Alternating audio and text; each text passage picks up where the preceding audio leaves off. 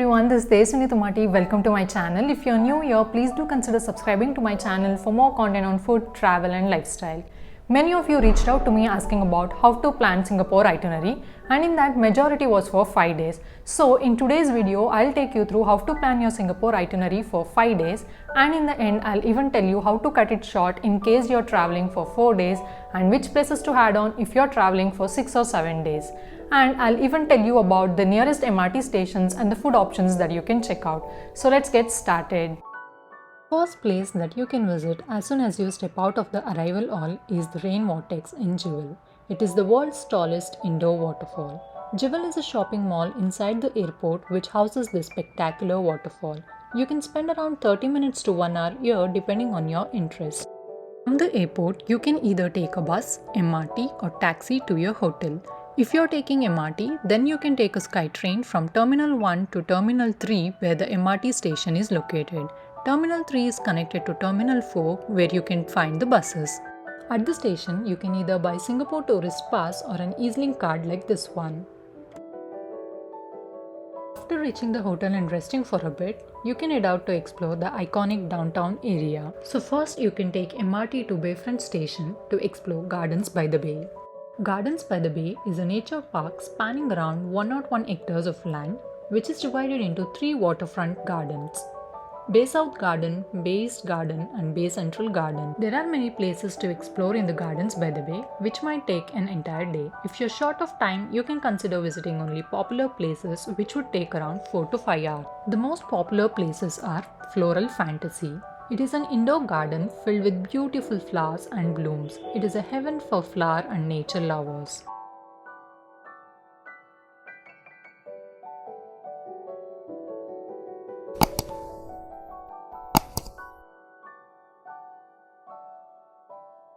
There are many cafes, restaurants, McDonald's, Starbucks and food trucks at the Gardens by the Bay to grab a quick lunch. After lunch, you can head to Flower Dome. It is an air-conditioned glass greenhouse which has themed gardens and exotic plants.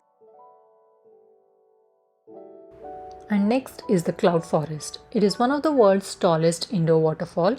It has a lush green mountain clad with plants around the world.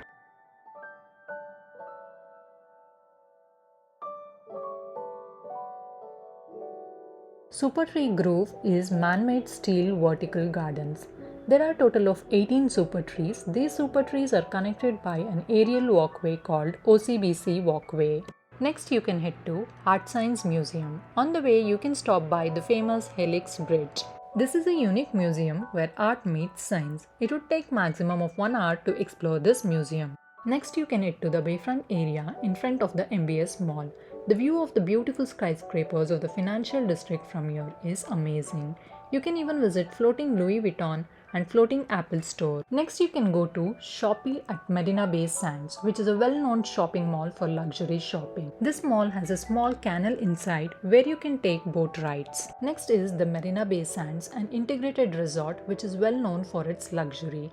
You can explore the 3 towers and visit Sky Park Observatory Deck at 57th floor to experience the panoramic view of the beautiful city. I highly recommend you to go there around 5:30 to 6 so that you can enjoy both day and night view. There are many restaurants here, but the prices are on expensive side.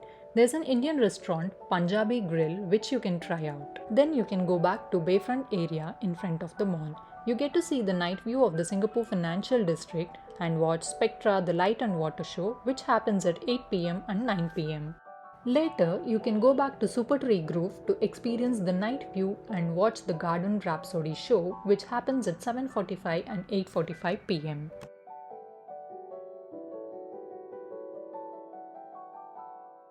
To end an amazing day 1 on a good note, you can visit Lopasot, a hawker center in the Singapore's financial district, for an amazing dinner. You can take MRT from Bayfront Station to Telok Hair Station. From there, Lopasot is just a 3 minutes walk. You get to try wide variety of cuisines here.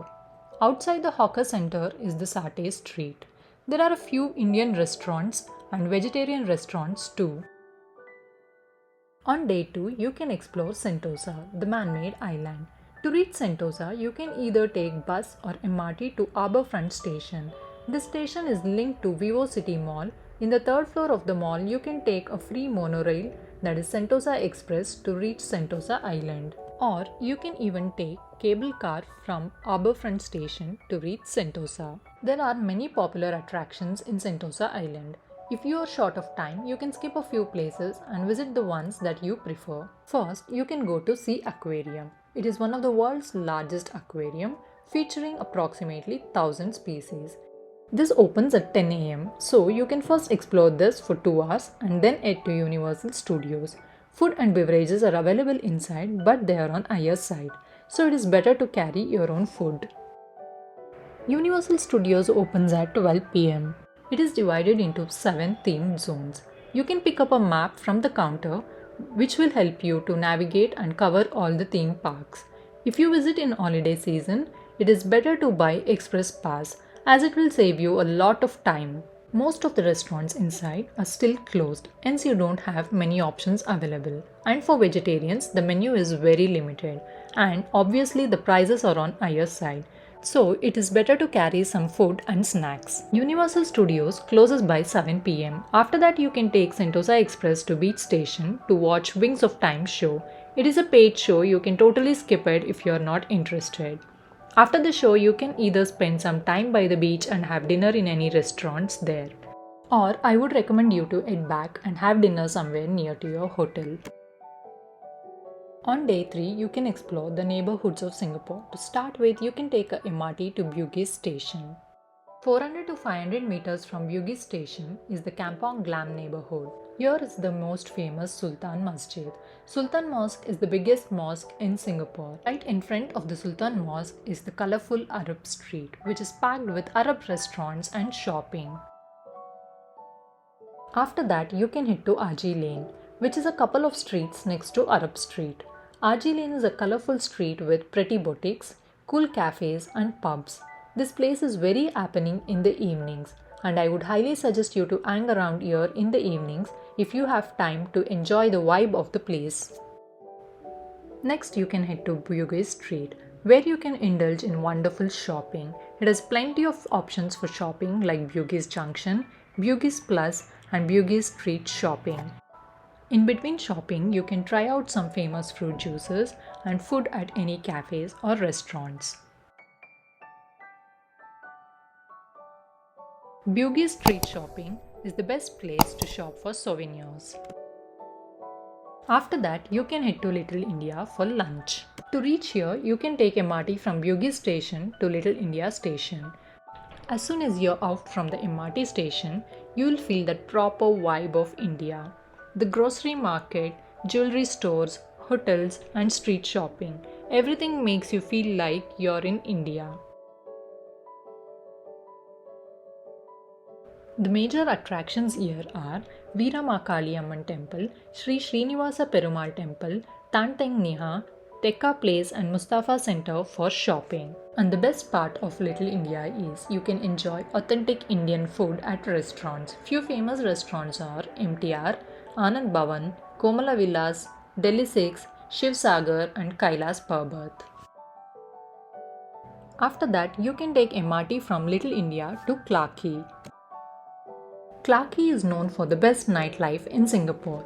You can spend some time by the riverside or go shopping in Clarke Quay Central. You can even take a river cruise from Boat Quay. You can enjoy your dinner here at any riverside restaurant and head back to your hotel. And before that, don't forget to have a look at the night view of the beautiful and aesthetic looking Old Hill Street police station, which is right next to Clarke Quay. On day 4, you can take MRT to Katip Station to explore Singapore Zoo, River Wonders and Night Safari. Once you exit Katip Station, you'll find buses to Singapore Zoo. They charge 1 Singapore dollars, for which you can pay using your EasyLink card. The zoo is open from 8:30 am to 6 pm. You can take the map and follow the routes accordingly to navigate inside, or you can take help of trams to commute. There are many shows like Splash Safari Show, Animal Friends Show and Rainforest Fights Back Show. At the entrance reception, you can check about the show timings and location. Inside the zoo, there is a restaurant, a bistro and a KFC where you can have your lunch. Or you can even have your lunch at the entrance of the zoo where you get a few more options. If you watch all the shows and walk around entirely, you would easily need 4 to 5 hours. You can even shop some souvenirs from the shopping centers inside the zoo. After the zoo, you can head to River Wonders. It is a river-themed wildlife park. It is open from 10 am to 7 pm.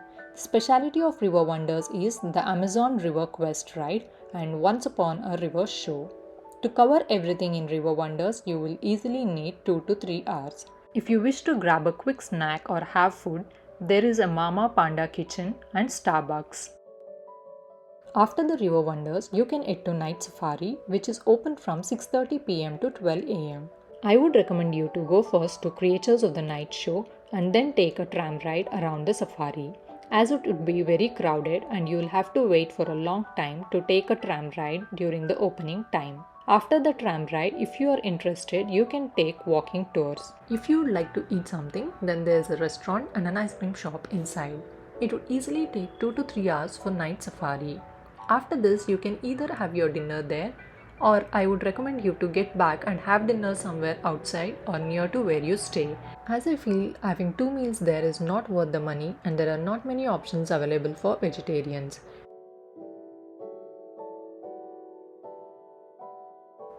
On day 5, you can first head to Promenade area by taking a MRT to Promenade station. You can first visit Singapore Flyer and then take a walk around the Formula 1 Grand Prix stand. Usually in the mornings, this place wouldn't be crowded, so you can spend a relaxed morning roaming around the area enjoying the calm side of the Singapore. Next, you can take MRT from Promenade Station to Fort Canning Station and visit Fort Canning Park. The most popular spot here is the Tunnel of Fort Canning. After this, you can walk to Holdhill Street Police Station for the day view. Next, you can take MRT from Clarke to Chinatown. Chinatown is one of the popular neighborhoods of Singapore. The popular places to visit here are Buddha Tooth Relic Temple and Mariamman Temple, Chinatown Complex, Chinatown Street Market and Pagoda Street for shopping, and Maxwell Food Center to enjoy some Chinese cuisine. The best place to have lunch in Chinatown is this Maxwell Food Center. Most of the stalls here are non-vegetarian, but you can ask them to give you a dish without egg and meat and they'll happily do it for you. There are a few Indian stalls too. Then you can take MRT from Chinatown Station to Dhoby Ghat Station and change the lane to reach Raffles Place Station. 500 to 600 meters from Raffles Place Station is the Merlion Park. You can take a walk around Singapore's financial district and reach Merlion Park. The beautiful Merlion statue here is a mythical structure with a head of lion and a body of fish. You can walk around the park and spend your evening. There are quite a few restaurants and cafes to grab a quick snack too. So this is the 5 days itinerary that you can follow. In case you want to cut it for 4 days, then you can combine day 3 and day 5 and try to cover them in a day, or you can drop out a few places. While if you're planning for a week, then you can try visiting Orchard Road, Jurong Bird Park, Peranakan Houses, Hopper Villa, Museum of Ice Cream and Botanic Gardens. And you can take cable car sky pass and visit Mount Faber Peak and spend a day at Sentosa Island. And quite a few of you reached out to me asking if it is better to buy Singapore Tourist Pass or an EasyLink card. That totally depends on you. If you're taking multiple trips in a day, then it is better to go with Singapore Tourist Pass. By getting a Tourist Pass, you can travel unlimited number of times per day. There are different packages available. For a 1-day pass, you'll have to spend around 10 Singapore dollars. For 2 days pass, it is $16 and for 3 days pass, it is $20. This is per person. And you need to pay a deposit of 10 Singapore dollars per pass and it will be returned to you when you return your pass. We went with EasyLink card as my husband already had one and we had to buy one for myself. For EasyLink card also we need to pay a deposit of 10 Singapore dollars in which $5 can be used for traveling, and for a week we spend around 70 Singapore dollars from both of us, so we felt EasyLink card was a better choice for us. Hope this video helped you guys in some way to plan your trip to Singapore. See you guys soon with my next video. Till then, don't forget to subscribe to my channel and follow me on Instagram. Bye bye.